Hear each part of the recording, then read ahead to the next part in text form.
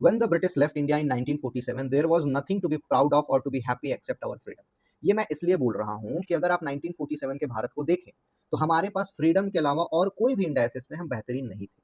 जैसे कि अगर मैं आपको डेटा दिखाऊं तो अगर मैं 1947 के भारत के बारे में बात करूं तो पॉपुलेशन उस समय भारत इंडिया का, ये सारे डेटा जो हैं आपके लिए इंपॉर्टेंट है। जो भारत का जो पॉपुलेशन था वो 330 मिलियन था, जिसमें आपके 85% जो पॉपुलेशन है वो रूरल थी, गाँव में रहती थी। उसके बाद अगर मैं पॉवर्टी के बारे में बात करूं तो पॉवर्टी रेट जो था वो 80% के ऊपर था। लिटरेसी के बारे में बात करूं तो लिटरेसी लगभग आपका 15% के आसपास था। लाइफ एक्सपेक्टेंसी जो कि सबसे इंपॉर्टेंट है उसके बारे में बात करूं तो वो सिर्फ और सिर्फ 32 वर्षों का था। आप सोच सकते हैं सिर्फ और सिर्फ 32 ईयर्स। आज के डेट में भारत 2026 में है और इसका लाइफ एक्सपेक्टेंसी जो है वो 72 ईयर्स है। तो आप जंप देख सकते हैं। साथ ही साथ अगर मैं बात करूं infant mortality rate, infant mortality जो था वो 180 था पर 1000 चाइल्ड बर्थ पे, ठीक है, जो कि आपको रिप्रेजेंट करता है कि आपका health infrastructure, health care infrastructure कितना खराब था। साथ ही साथ में अगर आपका एग्रीकल्चर सेक्टर के बारे में बात करूं तो एग्रीकल्चर जो है वो 55% ऑफ द जीडीपी में कंट्रीब्यूशन करता था।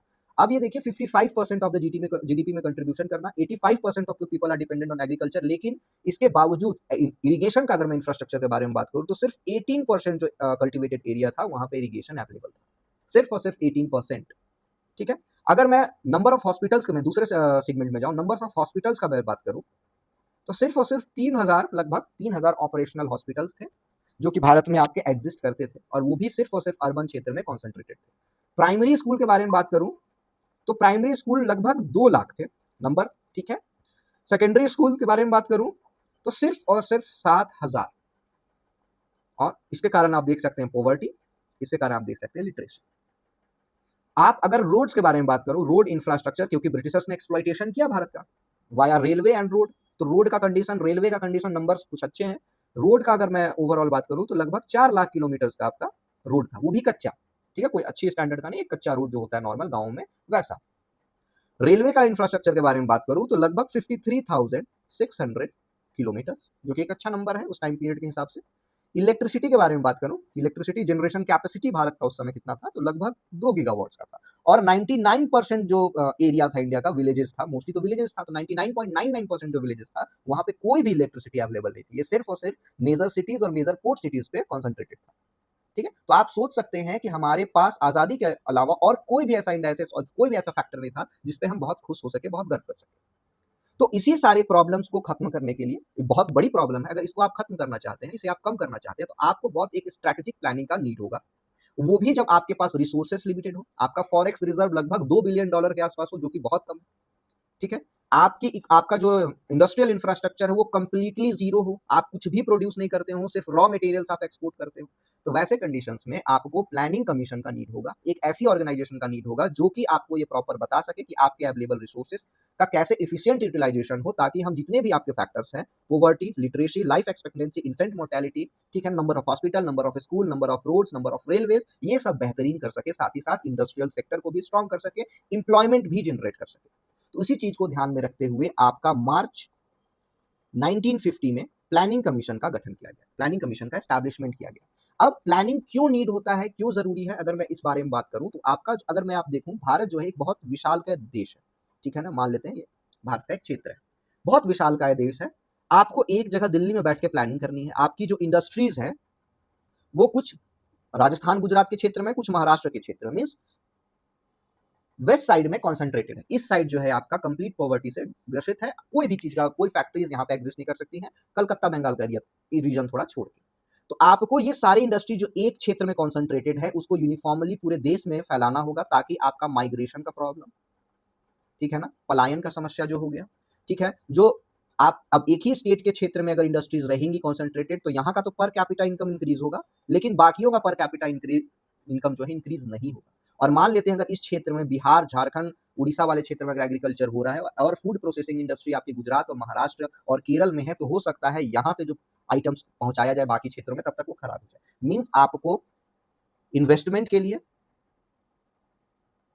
इंडस्ट्रीज के लिए, ठीक है ना, आपके गोल्स को कंप्लीट करने के लिए, पर कैपिटा इनकम इंक्रीज करने के लिए, और भी अन्य जितने भी फैक्टर्स हो सकते हैं एक मैक्रो इकोनॉमिक्स में, वो सारे को बेहतरीन करने के लिए आपको एक प्लानिंग का नीड है, और इसी ऑब्जेक्टिव के साथ प्लानिंग कमीशन का एस्टैब्लिशमेंट किया गया था। प्लानिंग कमीशन का बेसिकली रोल क्या होता है कि जो बेसिक प्रॉब्लम है इकोनॉमिक्स को, उसको सॉर्ट आउट करना। जैसे कि अगर मान लेते हैं, क्या प्लानिंग कमीशन डिसीजन लेगी कि कौन सी इंडस्ट्रीज को कहाँ पे एस्टैब्लिश करना है, ठीक है ना, कौन सी इंडस्ट्रीज को हाउ कैसे करना है, कौन सा मॉडल यूज करना है, कितना इन्वेस्टमेंट यूज करना है, कितना फंड रिलीज करना है, कौन से गुड्स प्रोड्यूस करने हैं, किनके लिए प्रोड्यूस करना है, हमारा टारगेटेड ऑडियंस कौन है। मींस कहने का मतलब है कि अगर हम कोई इसेंशियल कमोडिटी बना रहे हैं, चीप कमोडिटी बना रहे हैं, तो हमारा एक टारगेट ऑडियंस होता है कि हम इस सेक्शन ऑफ द पीपल को टारगेट करना चाहते हैं ताकि ये कमोडिटी ये लोग खरीदे।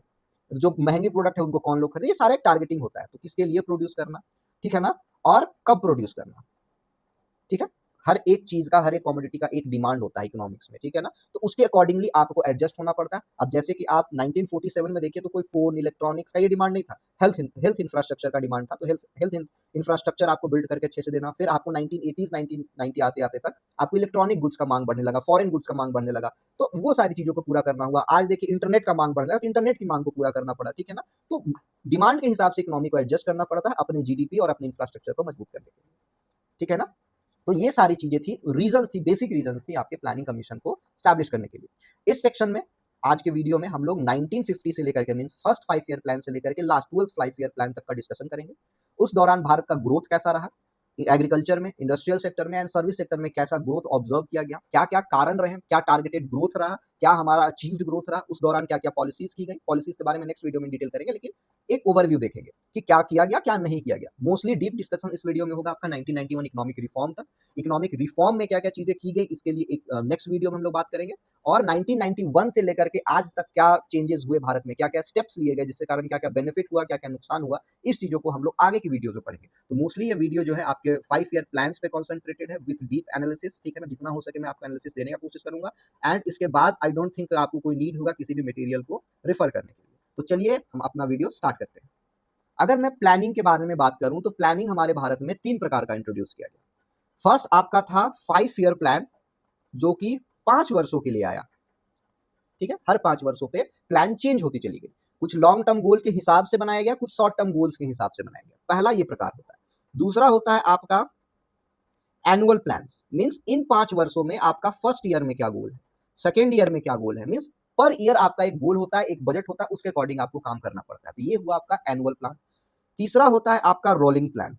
इसका कोई टाइम पीरियड नहीं होता, इस प्लान का तब यूज किया जाता है जब आपके 5 ईयर प्लान में कुछ डिस्ट्रप्शन आ जाए, किसी कारणवश आपका जो प्लानिंग है वो आपको 1950 में आपने इंट्रोड्यूस किया, 55 तक चलना था, 55 में आपको नया प्लान इंट्रोड्यूस करना था नेक्स्ट 5 ईयर के लिए, लेकिन किसी कारणवश आप इस प्लान को इंट्रोड्यूस नहीं कर पाए, 6 महीने साल भर का आपको गैप होता है, तो उस दौरान रोलिंग प्लान को इंट्रोड्यूस किया जाता है। इसका कोई फिक्स टाइम पीरियड नहीं होता है। इसका मोस्टली यूज किया जाता है कि जो भी शॉक्स क्रिएट हुए हैं किसी भी इकोनॉमी में, उस चीज को एब्जॉर्ब करना, ठीक है ना। अगर मैं आपके भारत के हिस्टोरिकल प्लानिंग के बारे में बात करूं तो सबसे पहला आपका, अगर नेशनल प्लानिंग कमेटी का एस्टैब्लिशमेंट किया गया था सुभाष चंद्र बोस की अध्यक्षता में, जब वो इंडियन नेशनल कांग्रेस के आपके प्रेसिडेंट थे तब, ठीक है।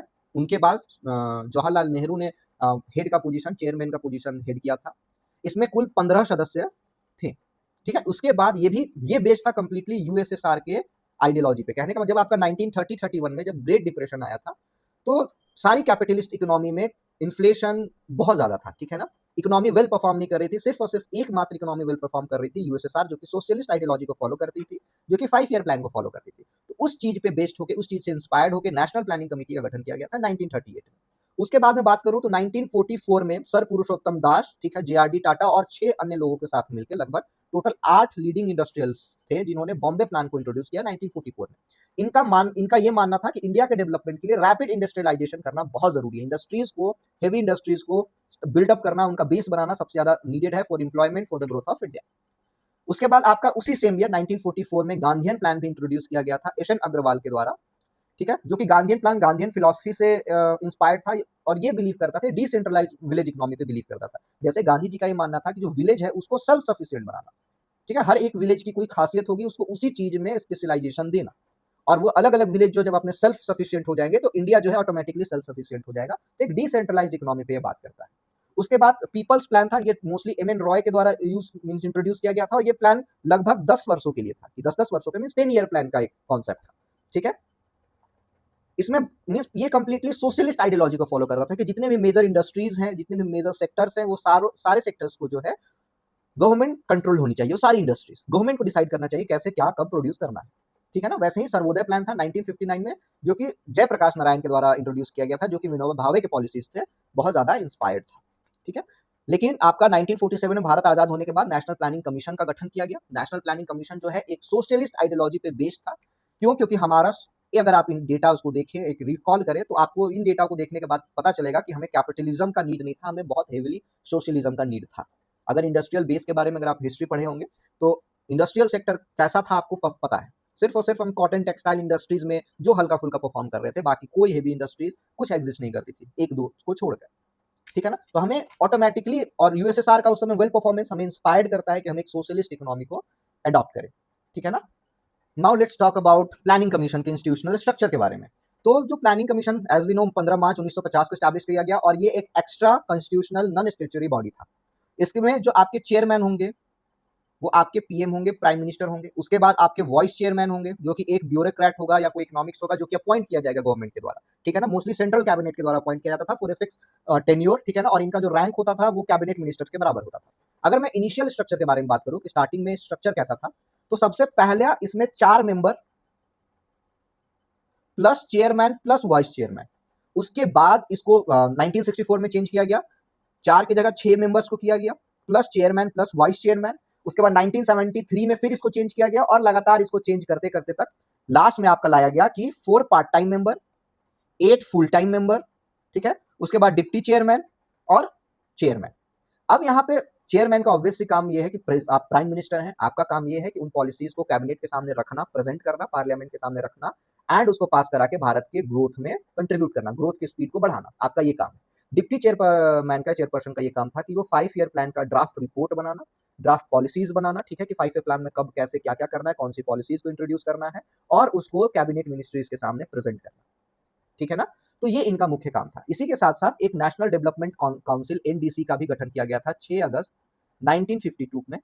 1952 में इसका किया गया था, और इसका लास्ट मीटिंग 57th मीटिंग हुआ था आपको 27 दिसंबर 2012 को।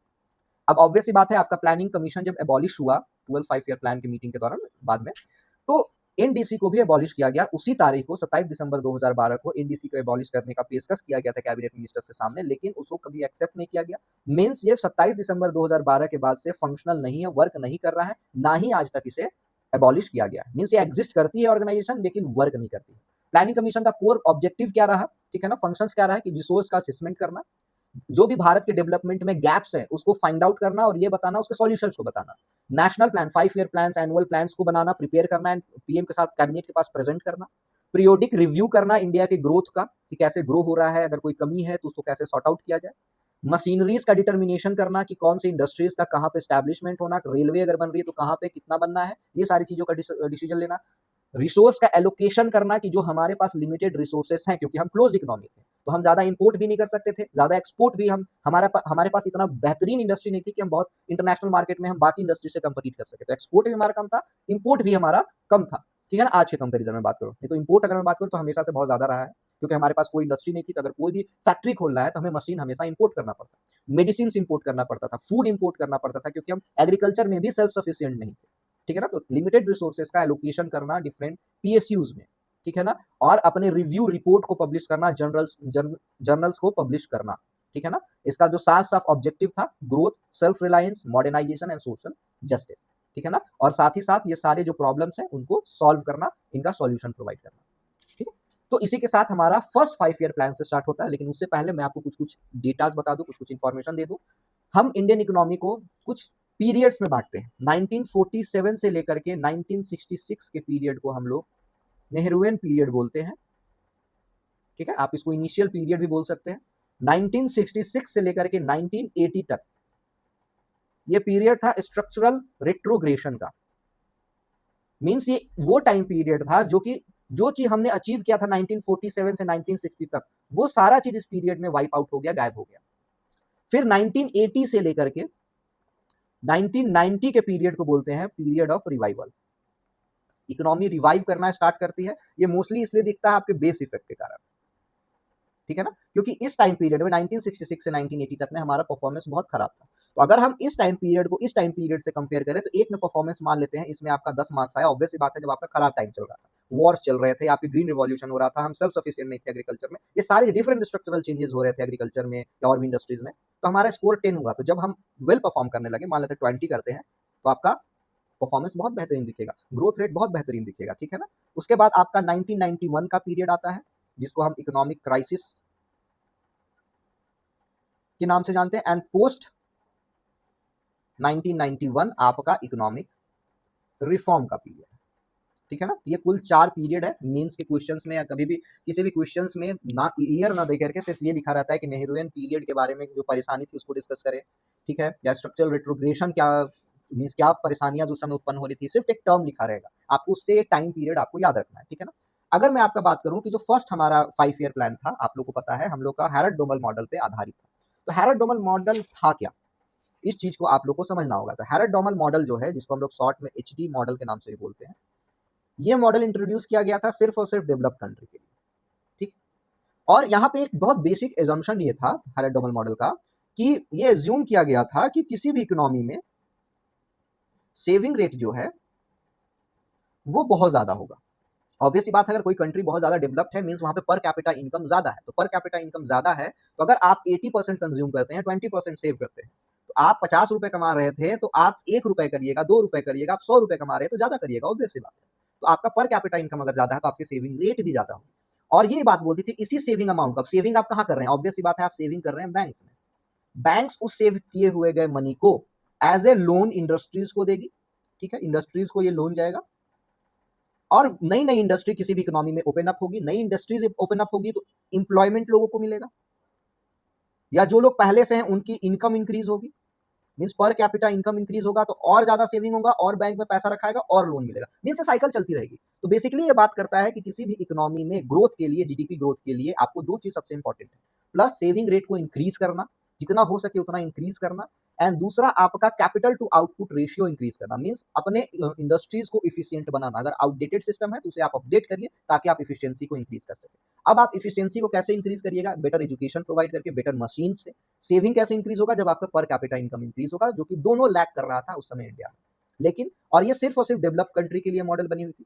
तो थोड़ा मोड़ा कुछ मॉडिफिकेशन करके इस मॉडल को, हैरड डोमल मॉडल को इंट्रोड्यूस किया गया भारत में, ठीक है ना, ताकि भारत में सेविंग रेट को इंक्रीज किया जा सके और capital to output ratio increase किया जा सके, जिसके अंतर्गत हम हेवी मशीनरीज को हम लोगों ने इंट्रोड्यूस किया। सेविंग रेट को इंट्रोड्यूस बेटर करने के लिए एग्रीकल्चर पे 85% ऑफ द पीपल डिपेंडेंट थे, तो एग्रीकल्चर पे फर्स्ट 5 ईयर प्लान पे हम लोगों ने बहुत ज्यादा कॉन्सेंट्रेशन दिया कि एग्रीकल्चर को स्ट्रॉन्ग करना है। इससे 2 गोल पूरा होता है, एक सेविंग रेट इंक्रीज होता है इनकम इंक्रीज होने के कारण, प्लस हम सेल्फ सफिशिएंट होते हैं एग्रीकल्चर में, जो कि हमें बाहर से इंपोर्ट नहीं करना पड़ता ना, ठीक है ना। और सेविंग रेट ऑब्वियसली बात इंप्रूव होता तो बैंक इंफ्रास्ट्रक्चर बनाया जाता साथ में लॉन्ग टर्म में, और वो पैसा बैंक्स में आता, आप फिर डेवलपमेंट की साइकिल में आप फिर हो जाते, आपका डेवलपमेंट ऑटोमेटिकली स्टार्ट हो जाता, ठीक है ना। तो ये आपका फर्स्ट 5 ईयर प्लान का कॉन्सेप्ट था। फर्स्ट 5 ईयर प्लान में अगर मैं बात करूं तो फर्स्ट 5 ईयर प्लान में आपका टारगेटेड ग्रोथ रेट रखा गया था, ये अज्यूम किया गया था कि हम 2.1% के पर एनम के हिसाब से ग्रो करेंगे, लेकिन हमने ऑब्जर्व किया कि हमारी इकोनॉमी जो है वो 4.2% पर एनम के साथ ग्रो कर रही थी, मींस हम एक्सपेक्टेशन से डबल ग्रो कर रहे थे,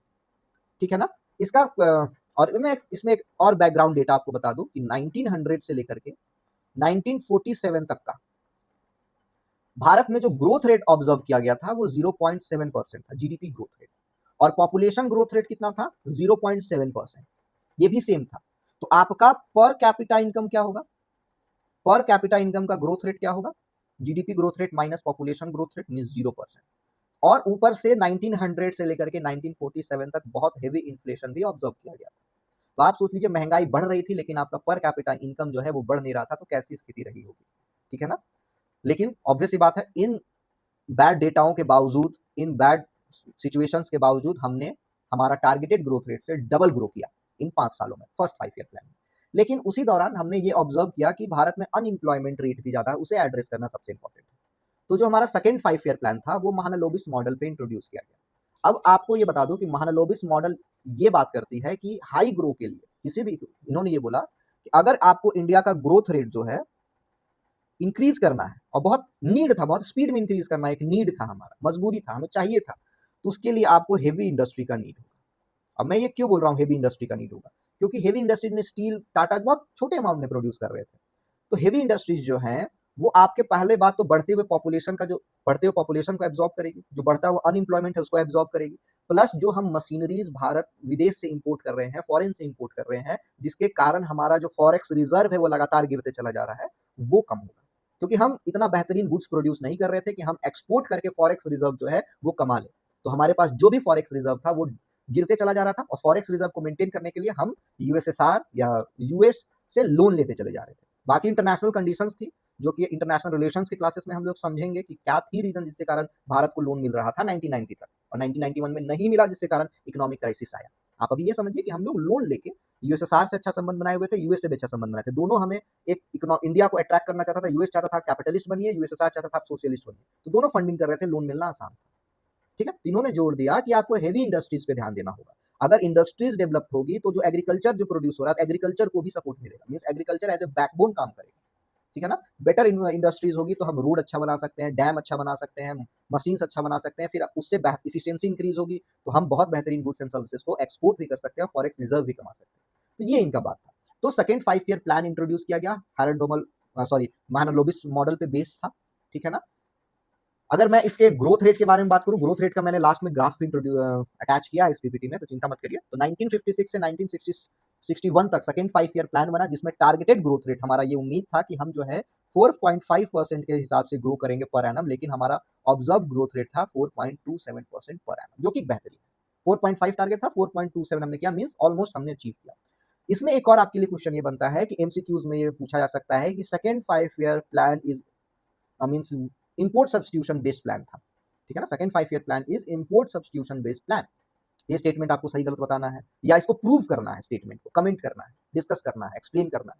तो ये मैं इंपोर्ट सब्स्टिट्यूशन इसलिए बोल रहा हूं कि महालनोबिस ने बोला कि हमें हेवी इंडस्ट्रीज को इंट्रोड्यूस करना है, ताकि हम जो विदेश से सामान इंपोर्ट कर रहे हैं उसके कारण जो हमारा फॉरेक्स रिजर्व डिटोरिएट हो रहा है वो सेव हो सके।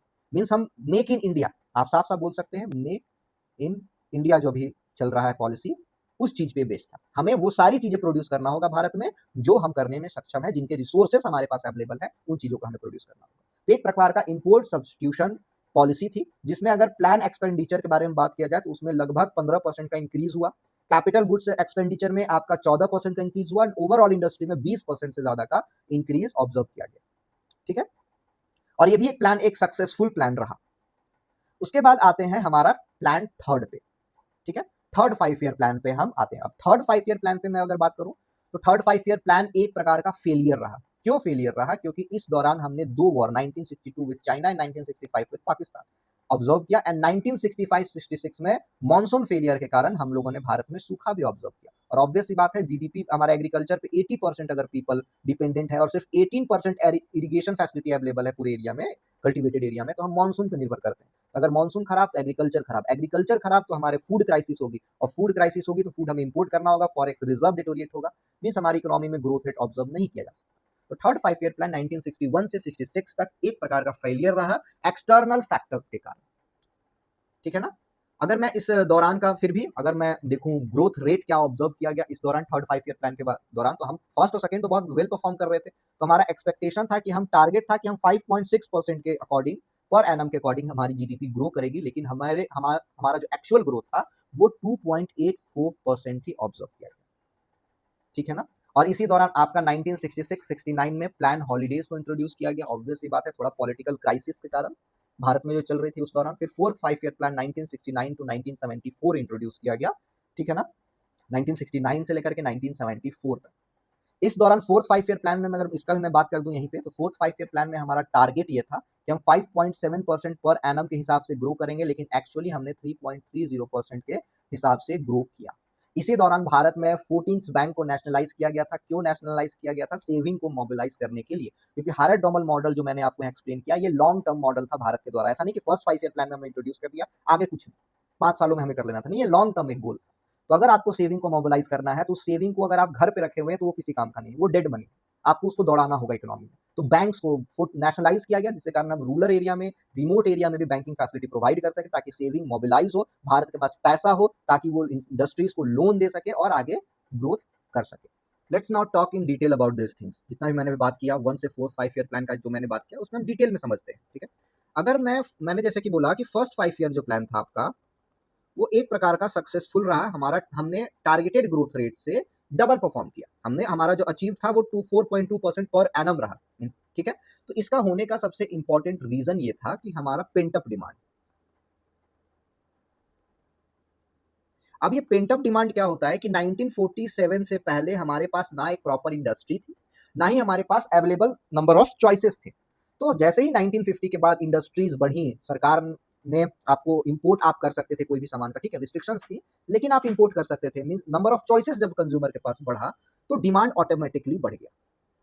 पेंटअप डिमांड कहने का मतलब है जो आप, जैसे कि आप फॉर एग्जांपल आपके मन में ये था कि हम ये वस्तु एक्स वाई जेड चीज जो है वो कल खरीदेंगे, आज रुक जाते हैं, आज अच्छा समय नहीं है, ठीक है, ऐसे करके 2-4 दिन आपने रुका, फिर अचानक से जब आपको छूट मिला कि नहीं अब समय अच्छा है, आप खरीद सकते हैं, तो आप ज्यादा खरीदते हैं। जैसे कि लॉकडाउन के दौरान हुआ कि लॉकडाउन में लोग घर पे थे, अचानक से उनके पास कोई चॉइसेस नहीं थी, ना कोई नीड था किसी भी कम्युनिटी को परचेस करने का। जैसे ही लॉकडाउन खत्म हुआ, अचानक से आप देखिए सेल्स ग्रोथ हाई हो गया, लोगों ने कार खरीदना स्टार्ट किया, व्हीकल्स का सेल्स बहुत इंक्रीज हुआ, मीन्स आपको बाकी इलेक्ट्रॉनिक गुड्स का जो मार्केट था वो अचानक से बूम कर गया। तो यही होता है पेंटअप डिमांड, ठीक है ना, जो कि डिफरेंट गुड्स एंड सर्विसेज जब मार्केट में प्रोवाइड किए जाने लगे, जो कि अभी तक अवेलेबल नहीं थे, अभी तक चॉइस नहीं था, तो जिससे कारण आपका अचानक से बूस्ट हुआ, तो आपका ग्रोथ रेट डबल आपको दिखने लगा, ठीक है ना।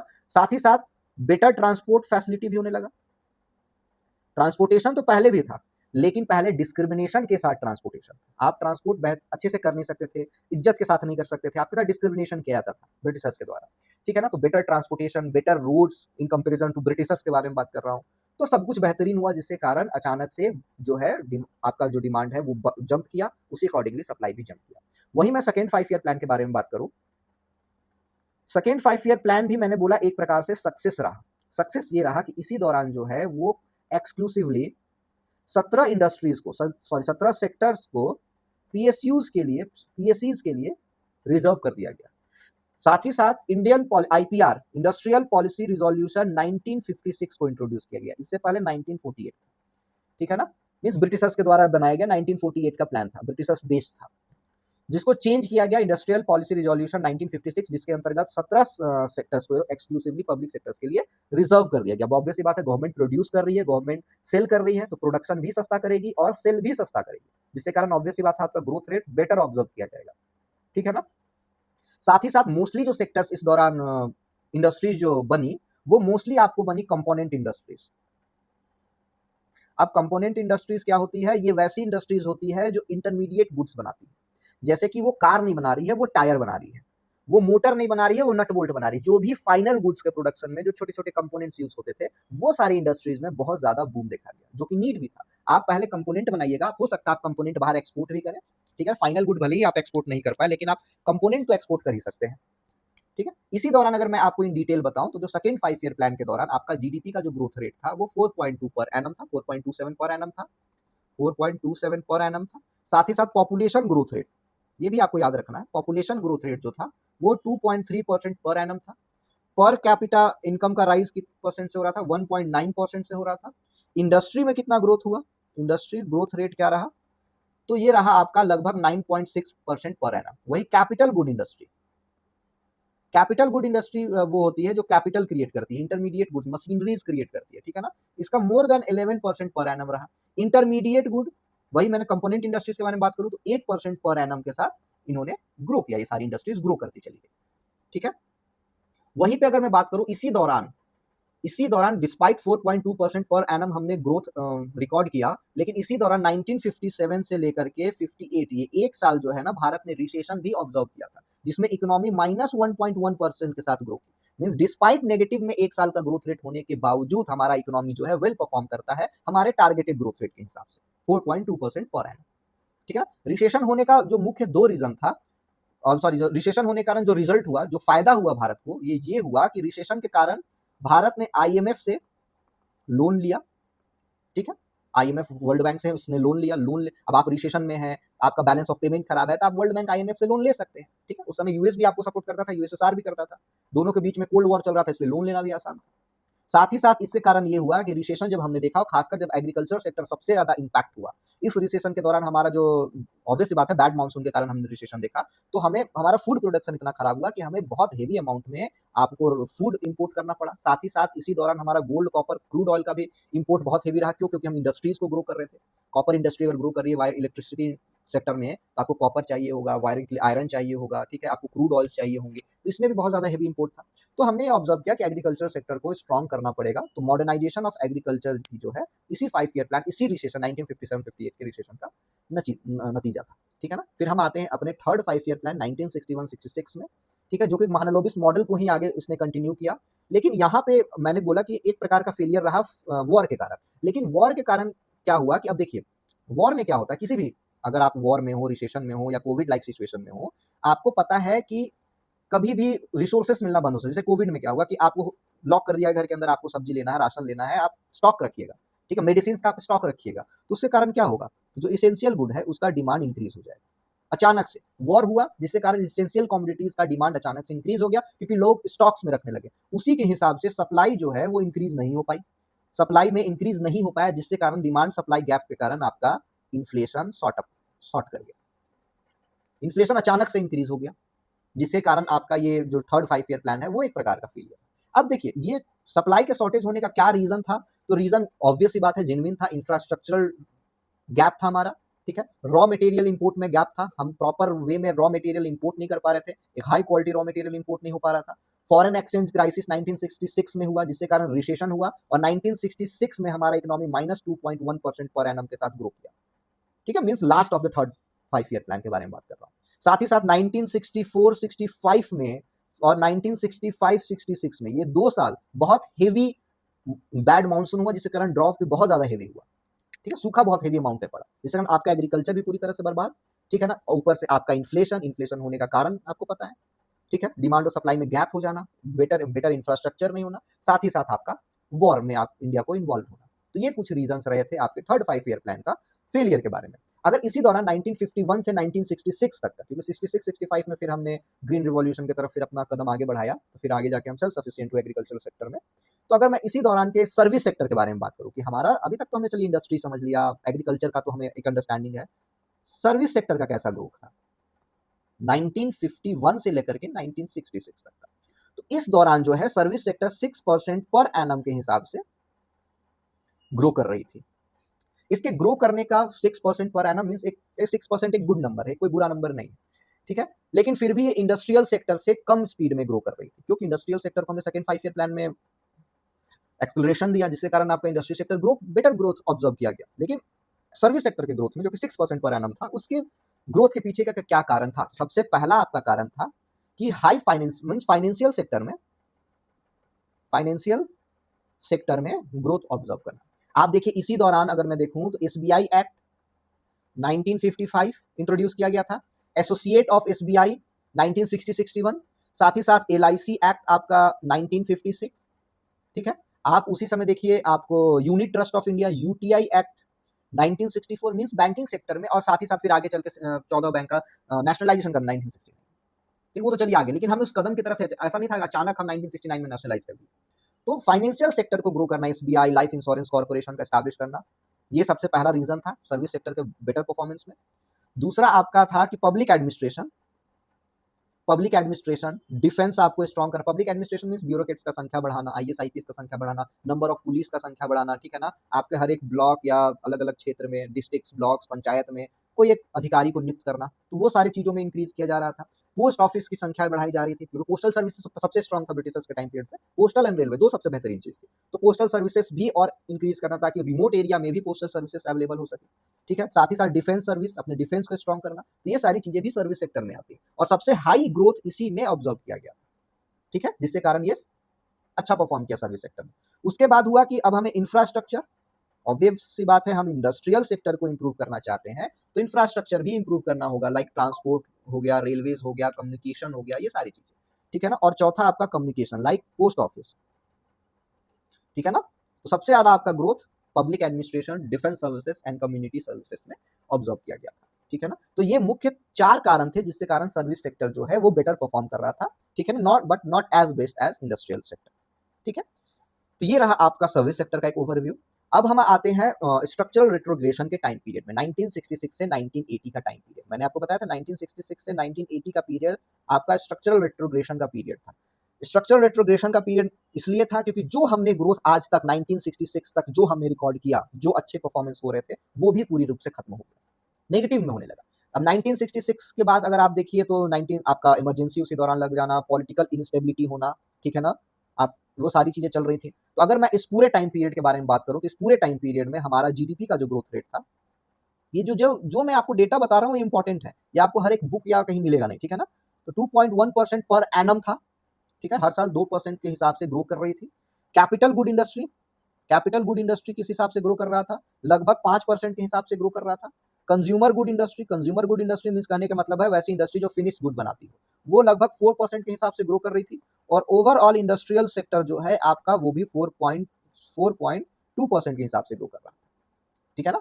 इसी दौरान हमारा फोर्थ 5 ईयर प्लान मैंने आपसे टॉक किया था, फोर्थ 5 ईयर प्लान 1969 से 1974 तक चला था ये, और 1966 से 1969 तक हमारा चला था आपका 3 एनुअल प्लान्स को इंट्रोड्यूस किया गया था पॉलिटिकल इंस्टेबिलिटी के कारण। और साथ ही साथ 3 5 ईयर प्लान्स का वर्क क्या रहा, सॉरी 3 एनुअल प्लान्स का वर्क क्या रहा कि जो भी हमारा वॉर में और 19 से आपको जो यहाँ पे ड्रॉप हुआ था 2 साल का जो सूखा भारत में पड़ा था 1964 65 65 66 के दौरान, तो उस चीज के कारण जो शॉक क्रिएट हुआ था इकोनॉमी में, जो हाई इन्फ्लेशन यहाँ पे हुआ था, जो मैं आपको बात कर रहा था, हाई इन्फ्लेशन जो क्रिएट हुआ था उसको कूल डाउन करने में ये 3 साल कुल लगे। तो एनुअल प्लान उसी के अकॉर्डिंग बनाया गया। इसमें न्यू एग्रीकल्चरल स्ट्रेटजीज को इंट्रोड्यूस करना, high yield varieties HYV seeds को इंट्रोड्यूस करना, मींस एग्रीकल्चरल सेक्टर का कंप्लीट रिफॉर्म करना इस दौरान किया गया, ताकि जो इन्फ्लेशन है उसको कंट्रोल, क्योंकि इन्फ्लेशन मोस्टली फूड के कारण होता है, आपको ही पता आज भी अगर इन्फ्लेशन हो रहा है तो मोस्टली फूड इस पे सबसे मेन कल्प्रिट है, ठीक है। उस चीज का किया गया, बेटर इरिगेशन फैसिलिटीज प्रोवाइड की गई। भले 2-3 राज्यों में ही ये सीमित रह गया ग्रीन रिवॉल्यूशन, इसके बारे में हम लोग नेक्स्ट वीडियो में प्रॉपरली बात करेंगे,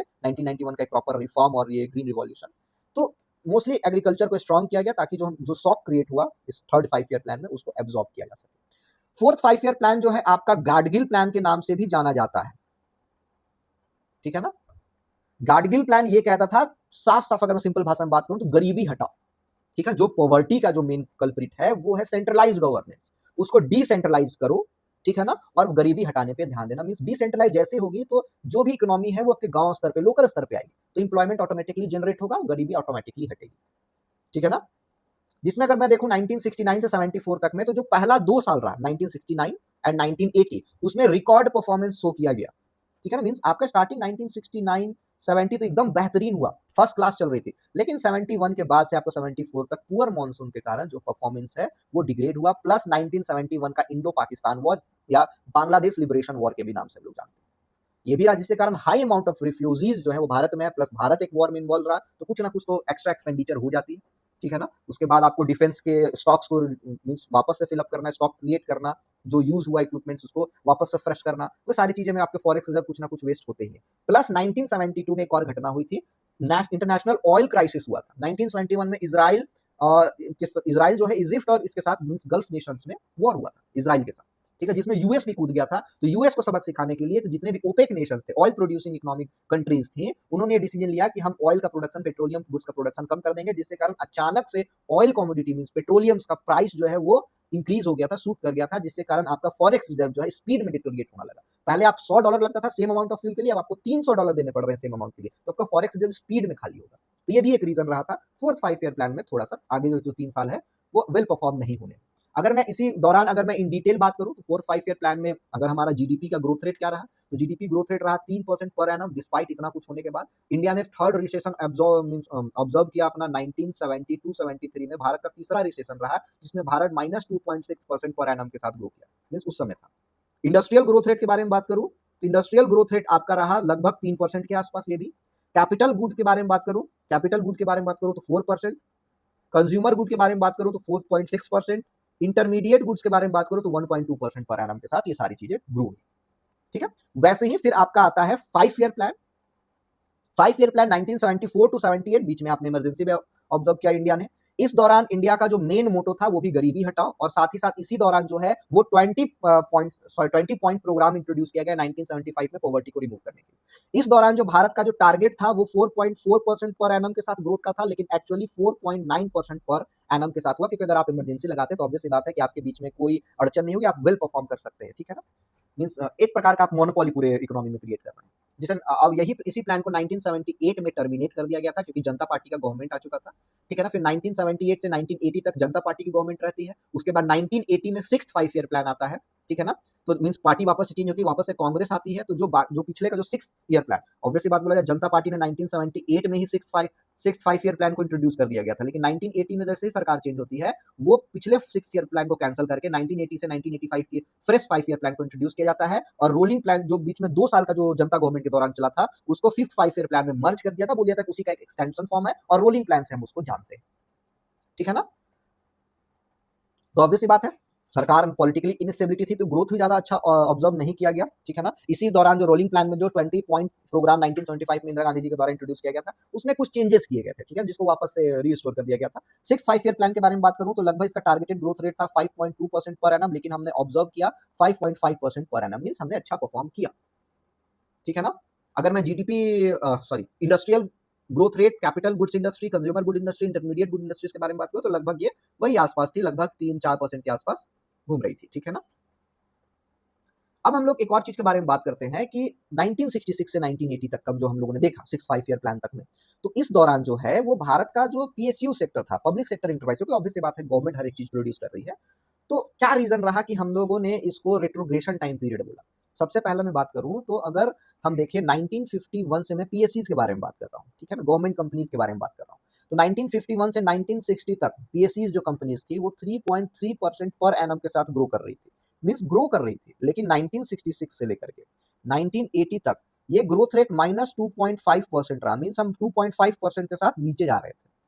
इसके रीजंस मैंने आपको बताया, आपका नेशनलाइजेशन कर देना अचानक से, बैंक्स का नेशनलाइजेशन करना, मींस स्ट्रक्चरल चेंज होना, 1971 का वॉर, फिर आपका थर्ड रिसेशन, 1972 का ऑयल प्राइस शॉक, ठीक है, फिर आपका इमरजेंसी, तो और साथ ही साथ 1978 में गवर्नमेंट चेंज होना, फिर 1980 में गवर्नमेंट चेंज होना, मींस पॉलिटिकली इंस्टेबिलिटी रहना।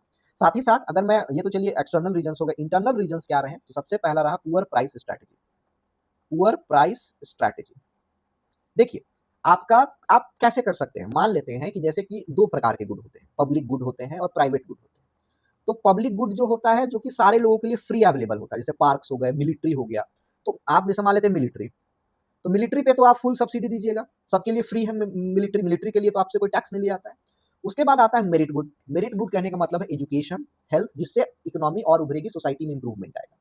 ठीक है, तो आप एजुकेशन को या तो फुल सब्सिडी दे सकते हैं, मींस फुल फ्री आप दे सकते हैं, कंप्लीटली फ्री हो, या आप नॉमिनल फी चार्ज करते हैं, आप ये कर सकते हैं। अब आप ये कर सकते हैं कि लेट्स सपोज आप इलेक्ट्रिसिटी प्रोवाइड कर रहे हैं, तो आप ये कर सकते हैं जो इंसान पुअर है उसको आप फ्री में दे दीजिए इलेक्ट्रिसिटी, या सस्ते दामों पे दे दीजिए। जो अमीर है, जो रिच है, उससे आप थोड़ा पैसा चार्ज कर लीजिए एक्स्ट्रा, ऐसा कर सकते हैं। ताकि इससे क्या होगा, अगर आप बेटर प्राइसिंग स्ट्रैटेजी रखिएगा, तो आपका जो लॉस हो रहा है गरीबों को कम दामों में कोई भी गुड प्रोवाइड कराने में, वो आप रिकवर करिएगा अमीरों से, तो आप एक बैलेंस रूप में चलिएगा, आपकी कंपनी को लॉस नहीं होगा। लेकिन गवर्नमेंट ने अपने वोट बैंक की राजनीति के लिए, वोट बैंक पॉलिटिक्स के लिए क्या किया कि हर एक चीज फ्री कर दी। जैसे आप अमीर जो है वो पैसे देने में सक्षम है, आपने उसको भी इलेक्ट्रिसिटी बहुत सस्ते दामों पे देना स्टार्ट कर दिया, और जो गरीब है उसको तो मिल ही रहा है। ठीक है ना, जिसके कारण पुअर प्राइसिंग स्ट्रेटजी ये रहा। प्लस आपका प्रोडक्शन क्या, आपने, आप कोई भी कॉमोडिटी प्रोड्यूस कर रहे हैं 5 रुपए में, ठीक है ना, तो आप ऐसा कर सकते हैं, गरीब को आप 2 रुपए में दे दीजिए, लेकिन वही अमीर को आप 7 रुपए में दे दीजिए, तो आपका लगभग ऑन एवरेज 5 रुपए दोनों से आपने कवर कर लिया, लेकिन आप दोनों को 2 रुपए में दे रहे हैं, जो 7 रुपए देने में सक्षम है आपने उसको भी दिया। ठीक है ना, तो ये पहला रीजन रहा पुअर प्राइसिंग स्ट्रैटेजी। दूसरा आपका सबसे रीजन रहा ओवर स्टैफिंग। मींस आपको जैसे ये डिसगाइज अनएम्प्लॉयमेंट के रूप में है, एक खेत में 5 लोगों का दरकार है, लेकिन वहां 10 लोग काम कर रहे हैं, जो एक्स्ट्रा 5 लोग हैं वो छिपी हुई बेरोजगारी को रिप्रेजेंट कर रहे थे, वो भी यहाँ पे किसी भी पीएससीज में मान लेते हैं 5 लोगों का ही नीड था प्रोडक्शन करने के लिए, लेकिन वहां पे ओवर स्टाफिंग कर दिया गया। अनएम्प्लॉयमेंट को का डेटा कम करने के लिए आपको जितना स्टाफ था, आपने उससे ज्यादा स्टाफ को नियुक्त कर दिया, जिसके कारण क्या हुआ कि आपको सैलरी तो देना पड़ रहा है, आमदनी अठन्नी खर्चा रुपए वाली कहानी होगी। आपके स्टाफ 5 था, आप 10 को सैलरी दे रहे थे, आप, और यहाँ पे तो लॉस में आप जा ही रहे थे, आप कम दाम पे दे रहे थे, यहाँ पे भी पीएससी लॉस में जाने लगी। तीसरा क्या रहा, पुअर रॉ मटेरियल। पीएससीज के स्टाफ में ये एक प्रकार का थॉट बिल्डअप हो गया कि अब तो हम परमानेंट एम्प्लॉय, हम कैसा भी काम करें, सरकार ही है, कोई कंपटीशन है ही नहीं, तो कैसा भी चीज अगर हम प्रोड्यूस करेंगे वो मार्केट में बिक जाएगी, क्योंकि कंपटीशन नहीं है, गवर्नमेंट कंपनीज की मोनोपोली है। तो जब मोनोपोली है तो आपके क्वालिटी में भी कॉम्प्रोमाइज हो जाएगा। तो जब आप पुअर क्वालिटी का रॉ मटेरियल प्रोड्यूस करिएगा और दूसरे पीएसयूज को वही पुअर क्वालिटी दीजिएगा, तो वो भी पुअर क्वालिटी प्रोड्यूस करेगा, मींस क्वालिटी में डिग्रेडेशन होगा, आपका जो आप एक्सपोर्ट से कमा सकते थे वो भी अपॉर्चुनिटी आपके हाथ से निकल गई। साथ ही साथ आपका चौथा फैक्टर रहा पुअर कैपिटल इन्फ्यूजन।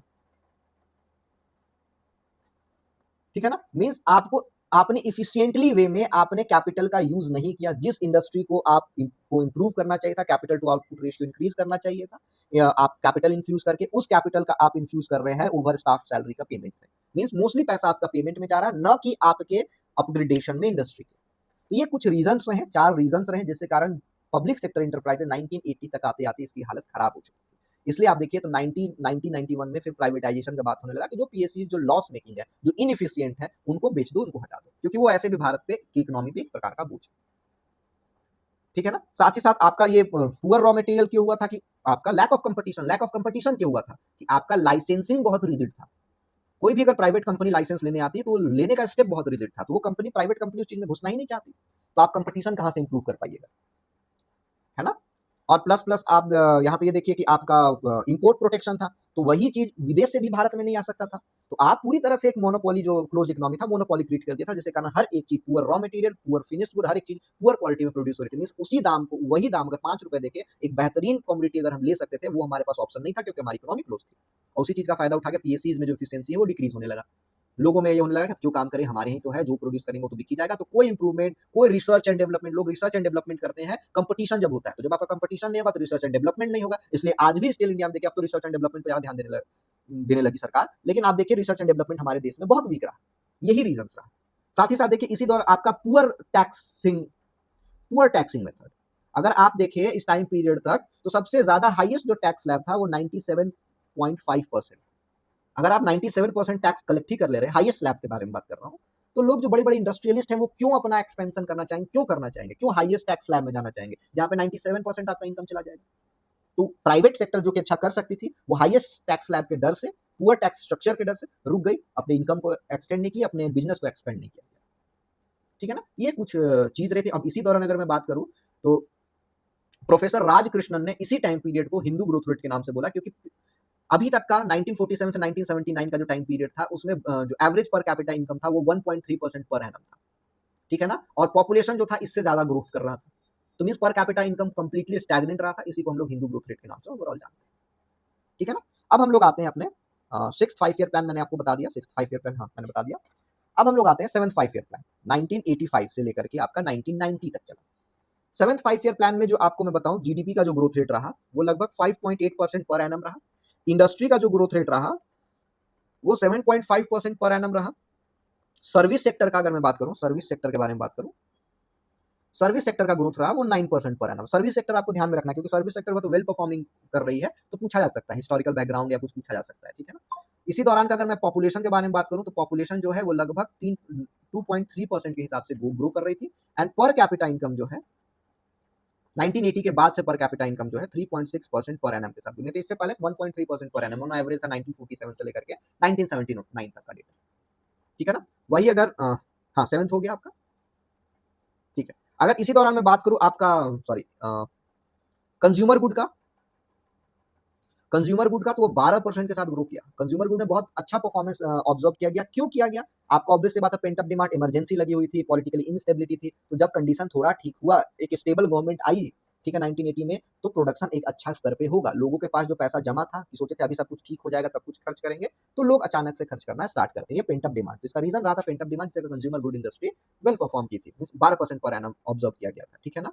इसका अगर मैं इसी टाइम पीरियड के बारे में बात करूं, 1985 से लेकर के 1990 और 1985 से 1990, ठीक है ना, मींस 1980 तक का अगर मैं बात करूं, तो रीजंस क्या रहे थे रिवाइवल के। तो अगर मैं रिवाइवल का रीजंस के बारे में बात करूं,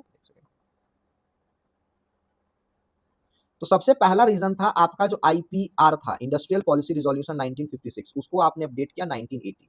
मींस बहुत सारे चेंजेस आपने इंट्रोड्यूस किए, थोड़ा सा लाइसेंसिंग आपने ठीक किया, ठीक है ना, और जो इंडस्ट्रियल स्ट्रक्चर में है आपने रिफॉर्म किया। ठीक, उसके बाद 1986 में government export promotion capital good scheme, मैं लिख देता हूं, ये आप लोग के लिए इंपॉर्टेंट है, एक्सपोर्ट प्रमोशन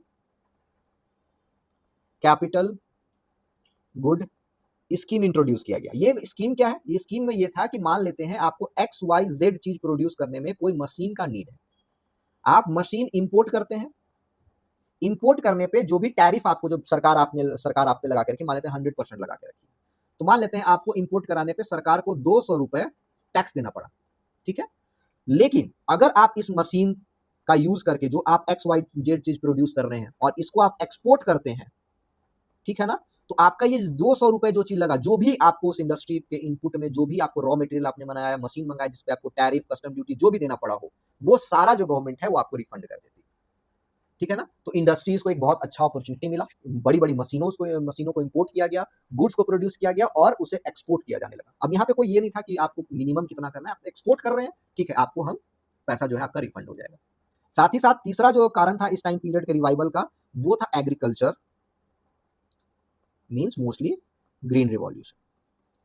भारत का जो पैसा फॉरेक्स रिजर्व जो गिर रहा था फूड को इंपोर्ट करने में, वो बंद हो गया। मींस फॉरेक्स रिजर्व का और किसी चीज में, बेहतरीन चीज में यूज किया जा सकता था, जैसे मशीन्स को इंपोर्ट करना, ठीक है ना, और मेडिसिन, प्रॉपर मेडिसिन को इंपोर्ट करना, हेल्थ इंफ्रास्ट्रक्चर के लिए जो इक्विपमेंट्स चाहिए उस चीजों को इंपोर्ट करने में यूज किया जा सकता था। तो ये कुछ रीजंस रहे थे, ठीक है ना। अगर एक और मैं बात करूं, कुछ प्रोफेसर्स के बारे में बात करूं, तो प्रोफेसर नागराज बोलते हैं कि 1986 से जो रिवाइवल ऑब्जर्व किया गया, उसका मेन कारण था लेबर प्रोडक्टिविटी, ठीक है, बेटर एजुकेशन और बेटर जैसे आईटीआईज का स्थापना करना, ये सब के कारण जो लेबर प्रोडक्टिविटी इंक्रीज हुई, वो मेन रीजंस रहे थे रिवाइवल में। वही प्रोफेसर एम एस अलुवालिया बोलते हैं कि जो सरकार जो आईपीआर लाई थी 1980s में, ठीक है ना, 1980 में जो आईपीआर नया आया था 1980s में, उसमें जो रिफॉर्म्स किए गए थे, इंडस्ट्रियल रिफॉर्म, जिसमें जो जनरल लाइसेंसिंग का जो मेथड था उसको आसान किया गया था, ठीक है, प्लस जो एक्सपोर्ट प्रमोशन स्कीम जो इंट्रोड्यूस किया गया था, वो मुख्य रीजंस रहे थे। वही प्रोफेसर तेंदुलकर ये बोलते हैं कि 1980 के बाद जीडीपी का ग्रोथ रेट जो ऑब्जर्व किया गया, जो एक रिवाइवल फेज को रिप्रेजेंट करता है, वो मोस्टली बेस्ड था एक्सेसिव बोरोविंग के कारण। यूएस से जो एक्सेसिव बोरोविंग हो रहा था, वो कारण था। अगर मैं बात करूं तो लगभग आपके जीडीपी का 14%, ठीक है ना, आप डेप्ट में थे। जीडीपी टू डेप्ट रेशियो 14% के आसपास था। तो ये प्रोफेसर तेंदुलकर का कहना था। अगर, ठीक है, और सर्विस सेक्टर के ग्रोथ का क्या रीजन था? ऑब्वियस सी बात है, आप 14th बैंक को आप 1969 में आपने नेशनलाइज किया, ठीक है, तो आपका जो ब्रांच था, बैंकिंग सर्विसेज था, वो रिमोट एरिया में पहुंच पाया। तो रिमोट एरिया पे जब आपका पहुंच पाया, तो ऑब्वियस सी बात है, लोग सेविंग करेंगे, वो पैसा बैंकिंग सिस्टम में आएगा, तो बेहतरीन लोन मिलेगा, तो सर्विस सेक्टर कहीं ना कहीं ग्रो करेगा। साथ ही साथ आपका ग्रीन रिवॉल्यूशन के कारण जो इंटरनल ट्रेडिंग था, ठीक है, एग्रीकल्चरल ट्रेडिंग था, वो इंप्रूव होता है। तो ट्रेडिंग करने के लिए आपको बिचौलिया या मंडीज की दरकार होती है, सर्विस सेक्टर का कहीं ना कहीं इंप्रूवमेंट हुआ, ठीक है ना। आप देखिए एजुकेशन, हेल्थ केयर पे उस समय ज्यादा ध्यान दिया गया, तो स्कूल एक्सपेंशन हो गया, ठीक है ना, आपका हेल्थ केयर एक्सपेंशन हो गया, जिसके कारण सर्विस सेक्टर में ग्रोथ ऑब्जर्व किया गया। वही साथ ही साथ ट्रांसपोर्टेशन में इंप्रूवमेंट, रेलवेज एंड रोड में इंप्रूवमेंट करना, ये भी बहुत बेहतरीन था। वही 1980 और 99 के स्पेसिफिकली बात करूं तो टेलीकॉम सर्विसेज में लिबरलाइजेशन इंट्रोड्यूस करना टेलीकॉम इंडस्ट्रीज में, वो सबसे पहला रीजन था। बैंक ब्रांचेस का continue expansion remote and rural areas में, साथ ही साथ टूरिज्म को बढ़ावा देना, ट्रेड, होटल, रेस्टोरेंट्स का बढ़ावा होना। साथ ही साथ इसी दौरान क्या किया गया था कि पहले क्या था, 1980 से पहले क्या था कि अगर आप रेस्टोरेंट ओपन अप कर रहे हैं तो आप सिर्फ और सिर्फ कमर्शियल एरियाज में ही रेस्टोरेंट खोल सकते हैं। लेकिन 1980s के बाद पॉलिसी चेंज की गई कि आप जो रेस्टोरेंट है वो रेसिडेंशियल एरियाज में भी ओपन अप कर सकते हैं, जिसके कारण होटल और रेस्टोरेंट्स का जो नंबर्स है वो इंक्रीज हुआ। तो वो भी एक रीजन था सर्विस सेक्टर के ग्रोथ में, ठीक है ना। अगर मैं ब्रांच एक्सपेंशन के बारे में बात करूं तो ब्रांच एक्सपेंशन 15% पर एनम के हिसाब से हो रहा था, ठीक है। अब हम लोगों ने बात कर लिया 7th 8th 5 ईयर प्लान के बारे में। मुझे बताना रहेगा 8th 5 ईयर प्लान में जो हमारा टारगेटेड ग्रोथ रेट था वो 5.6% था, लेकिन हमारा एक्चुअल ग्रोथ रेट 6.8% रहा। तो आप देख सकते हैं हम क्यों इस पीरियड को रिवाइवल फेज बोल रहे हैं, ठीक है ना।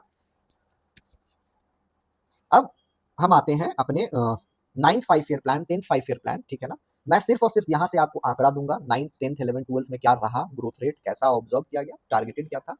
बाकी जो रीजंस हुए इकोनॉमिक क्राइसिस के, हमने इकोनॉमिक क्राइसिस से कैसे उभरा, ये हम लोग नेक्स्ट वीडियो में बात करेंगे।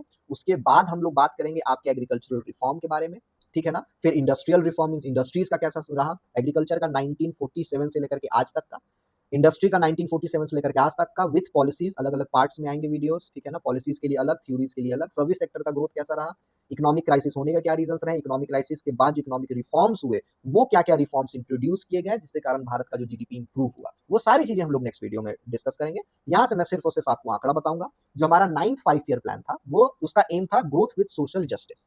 अगर मैं इसमें बात करूं तो इसका टारगेटेड ग्रोथ रेट आपका था लगभग 6.5%, लेकिन हमें एक्चुअल 5.35% मिला। क्यों मिला? ये थोड़ा कम इसलिए मिला क्योंकि ऑब्वियस सी बात है, हमने तुरंत लिबरलाइजेशन किया है, थोड़ा स्ट्रक्चरल चेंजेस होते हैं, ठीक है ना, स्ट्रक्चरल फ्रिक्शंस आते हैं। 10th 5 ईयर प्लान के बारे में बात करूं तो हमारा इसमें एम था कि पर कैपिटा इनकम को डबल करना अगले 10 सालों में। इसमें टारगेटेड हमारा ग्रोथ रेट था 7.9%, हमने ऑब्जर्व किया 7.7% के आसपास। वहीं पे अगर मैं आपको बात करूं 11th 5 ईयर प्लान के बारे में, तो 11th 5 ईयर प्लान का हमारा टारगेट था 9%, लेकिन हमने अचीव किया 8%। वही अगर मैं 12th 5 ईयर प्लान के बारे में बात करूं, तो 12th 5 ईयर प्लान का हमारा टारगेट था 8%, लेकिन हमने अचीव किया 6.8%। इसी के बाद आपका एडमिनिस्ट्रेशन पॉलिटिकल चेंज होता है 2014 में, और नीति आयोग को इंट्रोड्यूस किया जाता है। अब यहाँ पे एक और क्वेश्चन आता है कि नीति आयोग जो है एक इवोल्यूशन है प्लानिंग कमीशन का, इस पे डिस्कस करिए। तो ये सारी चीजें हम जो है नेक्स्ट वीडियो में डिस्कस करेंगे, जिसमें हम नीति आयोग के स्ट्रक्चरल रिफॉर्म, क्या मींस प्लानिंग कमीशन में क्या स्ट्रक्चरल रिफॉर्म्स किए गए जिसके कारण नीति आयोग का गठन हुआ, ताकि ये जो बेसिक से क्वेश्चन है जो कि आपके मेंस में हेल्प कर सकते हैं, तो वो सारी चीजें हम लोग डिस्कस करेंगे। लास्ट में आपको एक टेबल दिया, आप इसका स्क्रीनशॉट ले सकते हैं। फर्स्ट 5 ईयर प्लान से लेकर के आपके 12 5 ईयर प्लान का टारगेटेड ग्रोथ रेट और एक्चुअल ग्रोथ रेट लिखा हुआ है। आंसर राइटिंग में ये हेल्प करेगा, साथ ही साथ आपका एक प्रॉपर ग्राफ भी बना हुआ है। ठीक है, तो इसी के साथ हम लोग अपना वीडियो इन करते हैं। मैं फिर से रिपीट कर देता हूं, जो इकोनॉमिक क्राइसिस के रीजंस में 1991 economic crisis reason and reform हम लोग नेक्स्ट वीडियो में डिस्कस करेंगे। उसके बाद हम लोग एग्रीकल्चरल सेक्टर के बारे में बात करेंगे 1991 तक पार्ट 1 में, फिर 91 से लेकर के अभी तक का पार्ट 2 में। वैसे इंडस्ट्री एंड सर्विस सेक्टर के बारे में बात करेंगे, फिर हम एक एक पॉलिसीज के बारे में बात करेंगे, इंफ्रास्ट्रक्चरल पॉलिसीज के बारे में बात करेंगे, ठीक है ना, जो अलग अलग इंफ्रास्ट्रक्चरल पॉलिसीज गवर्नमेंट अडॉप्ट करती है। तो वो सारी चीज हम लोग पार्ट वाइज करते चले जाएंगे। तो आई थिंक आपको इसके अलावा कोई मटेरियल का नीड नहीं होगा। आप लोग अगर इतना नोट डाउन करते हैं तो इट्स वेल इनफ है आपके इकोनॉमिक्स जीएस के लिए। So thank you and have a great day.